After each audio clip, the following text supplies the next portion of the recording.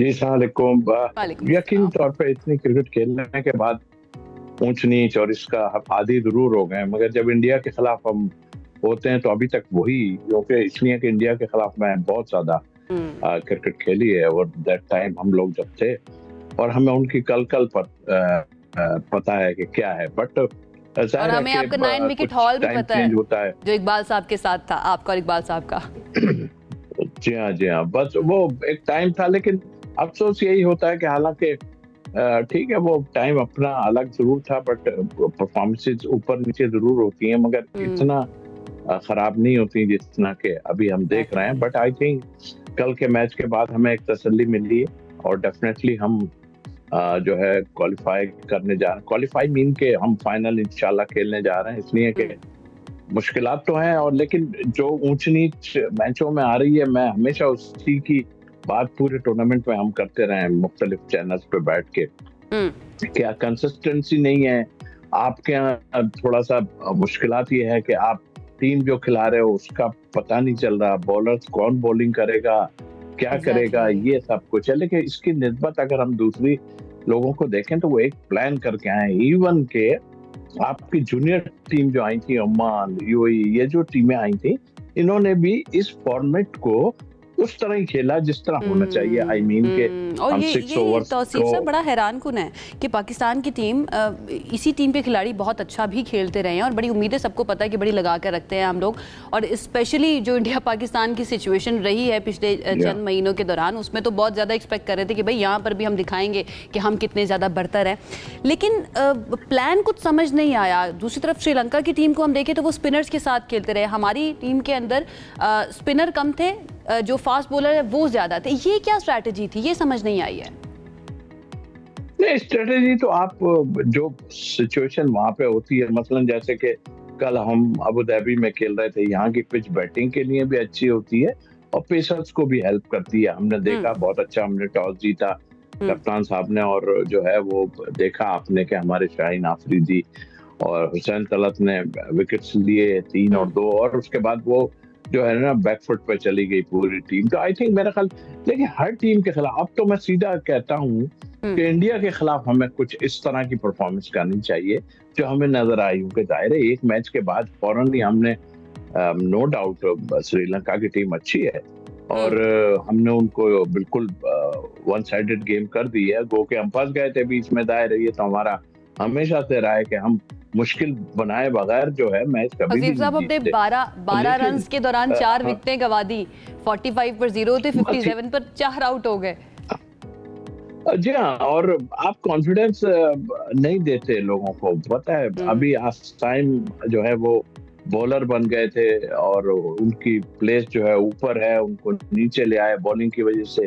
आप क्या करेंगे, उनसे परफॉर्मेंस नहीं हो रही है, बॉलिंग भी आप उनसे नहीं करा रहे, नवाज से भी आप बॉलिंग नहीं करा रहे। मतलब ऐसे मेजर वो हैं जिसको आप किस तरह डील कर रहे हैं, आई डोंट नो। हमें नजर आता है, हम कोई इतनी कम क्रिकेट नहीं खेली, लेकिन ठीक है, वहां जो हो रहा है वो आप पता, लेकिन वहां जो हो रहा है वो हम भी देख रहे हैं ना कि आप किस तरह वो हसन नवाज को आपने ड्रॉप किया है।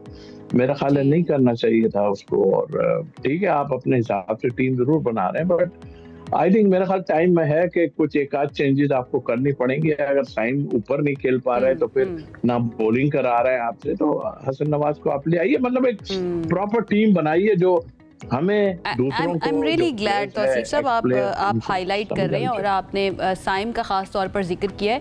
कुछ मुबस्सरीन ये भी कह रहे हैं कि साइम इज़ वेरी यंग और नो लुक क्रिकेटर था। ये इस तरह से एक शॉट करके वो पीछे मुड़ के भी नहीं देखते थे, लेकिन जब से उनकी इंजरी हुई है वो रिकवर नहीं कर पाए और दोबारा से फॉर्म में नहीं आ पाए। तो क्या कुछ मुबस्सरीन ये कह रहे हैं कि इनको शायद दोबारा से कुछ अरसे के लिए डोमेस्टिक में भेज देना चाहिए कि वहाँ पर जाकर खेलकर अपनी क्रिकेट को बेहतर करें एंड दोबारा फिर आ सकते हैं। आपकी क्या राय है इस पर?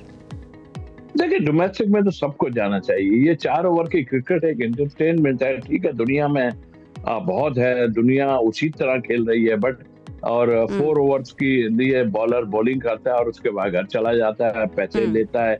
सीधी बात है, ठीक ठाक इसमें मिलता है, दुनिया में ये हो रही है, फिर आप 10 शुरू हो गई है, तो अब हम मतलब फ्रेश लेग जो हैं वो भी अब इसी तरफ भाग रहे हैं। मगर टेस्ट क्रिकेट और 50 ओवर की क्रिकेट एक डिफरेंट क्रिकेट है, ठीक है, हम ये खेलते हैं, आपको पैसा मिलना चाहिए अपनी जगह, मगर ये तो क्रिकेट बोर्ड का काम है। यंगस्टर आमिर छोड़ के चले गए, बताइए, अभी तो ठीक थे, अभी इतने स्टेटमेंट दे रहे हैं सब, आप आन के क्यों नहीं खेलते थे फर्स्ट क्लास और जो है हमारे 50 ओवर की क्रिकेट? ये तो हमारे यहाँ क्रिकेट बोर्ड को थोड़ा स्ट्रिक्ट होना पड़ेगा। ठीक है, हमारे पास मुश्किलात हैं, बहुत हैं, अपनी जगह है, बट आई थिंक हमें किसी पे रिलाय नहीं करें। आपके पास यंग प्लेयर है, जाके फर्स्ट क्लास खेलें, जो भी है सबको बोले। चेयरमैन पीसीबी ओवरबर्डन तो नहीं है? ओवरबर्डन तो है, डेफिनेटली है, क्योंकि वो जो दूसरा वाला सिलसिला है वो तो बहुत ही ऐसा, फिर हालात भी ऐसे हो गए कि जिसमें मुश्किलात होती हैं। उन्होंने, लेकिन देखें, ठीक है, उन्होंने तो फर्स्ट टाइम में स्ट्रेट फॉरवर्ड कह दिया था कि जी मैं इसको नहीं वो कर सकता, क्योंकि मैं क्रिकेट को इतना नहीं है, लेकिन उन्होंने उन लोगों को दिया जो पाकिस्तान के ग्रेट प्लेयर थे, और देना चाहिए था उनको।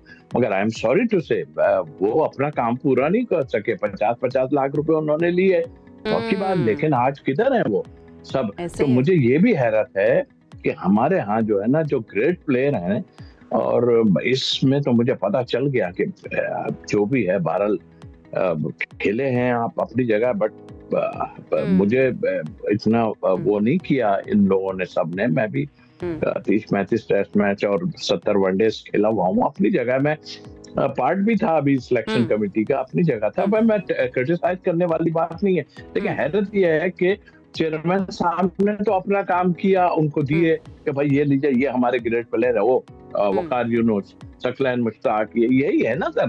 तो फिर उसके बाद क्या हुआ? उसके बाद सब अपने अपने कामों में लग गए। और डेफिनेटली अकाउंटेबिलिटी बहुत ज़्यादा ज़रूरी है, क्योंकि अगर 25 करोड़ की आवाम है और उसमें से ये 11-12 जा रहे हैं हमें रिप्रेजेंट करने के लिए, तो एटलीस्ट इनके ऊपर तो इतना काम होना चाहिए कि बेस्ट निकल के हमारी तरफ से जो प्रोडक्ट है वो जाए। अच्छा, इन द एंड अब जो अगला मैच होने वाला है पाकिस्तान और बांग्लादेश का, आप क्या एक्सपेक्ट कर रहे हैं? आपको लगता है कोई तब्दीली होनी चाहिए या नहीं होनी चाहिए? देखिए, वैसे तो हम नॉर्मल जब खेलते हैं, हमारी टीम अरसे से ये होता है कि विनिंग कॉम्बिनेशन को चेंज नहीं करते, लेकिन ऐसे होना नहीं चाहिए। आप जिस वेन्यू पे जा रहे हैं वहां की सिचुएशन देखें।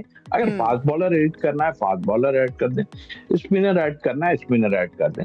मुझे टाइम से थोड़ा वो है, तो कुछ मैं ये नहीं कहता वो ठीक है, फेल हो गया, वो तो काफी खेला, लेकिन आप हसन नवाज को ले आओ उसकी जगह। मेरा ख्याल है मिडिल ऑर्डर में वैसे भी आपको थोड़ी सी प्रॉब्लम होती है, तो आप ले आओ, कोई बुराई थोड़ी है इतने मैचेस के लिए। वो ऊपर अगर नहीं जाएगा तो उसके लिए मुश्किल है बहुत ही। हुसैन तलत ने जैसे मैच जितवा दिया, या नवाज ने जाके मैच को कर दिया, तो बहुत मुश्किल है। जहां तक बांग्लादेश का ताल्लुक है, देखिए ये बैक टू बैक मैच खेलेंगे, बड़ी अहम बात है, क्योंकि वहाँ बहुत बुरा हाल है। मैं तो रह के भी आया हूँ और क्रिकेट भी मैंने वहाँ बहुत किया।